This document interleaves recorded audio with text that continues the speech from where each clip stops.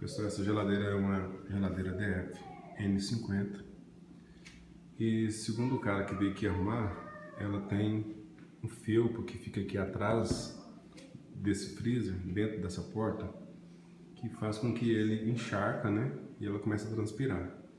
Só que depois que ela transpira, aqui dentro tem uma plaquinha, que é essa plaquinha aqui.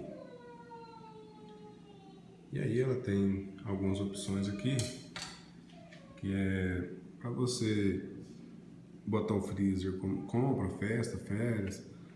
Aqui você pode ter os minutos para gelar uma bebida, vinho, cerveja. Aqui tem um turbo para você aumentar a velocidade do freezer. Só que com o tempo, essa plaquinha aqui que fica aqui atrás, ela começa a encharcar. Encharca e aí ela começa a entrar em curto. Entrando em curto, ela começa a dar defeito na geladeira. Começa a apitar, começa a ficar estranha.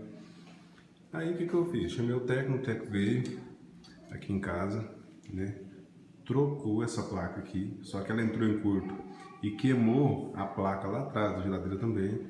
Então, trocamos as duas placas. Só que ele falou pra mim, olha, com o tempo, essa sua geladeira vai voltar a dar problema. O que você faz? Ou você compra outra placa, ou você compra uma geladeira nova. E aí, um dia eu tava aqui em casa, né? Pensei o seguinte, eu vou tentar proteger minha placa. O que eu fiz? Comprei uma fita isolante líquida, passei na placa, coloquei e mesmo assim não resolveu, né? A placa entrou em curto e começou aquela encrenca toda. Aí eu pensei, bom, já que não está dando certo, o que eu vou fazer? Vou remover essa placa.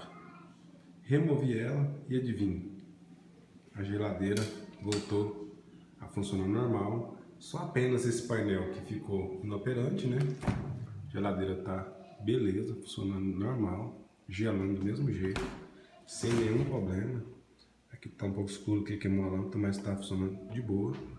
E só para dizer para quem tem esse tipo de geladeira em casa, e eu já vi, tem várias pessoas que têm essa geladeira, né? E aí você que tem, já sabe o que fazer caso a sua geladeira dê esse problema, ok? Tchau, tchau.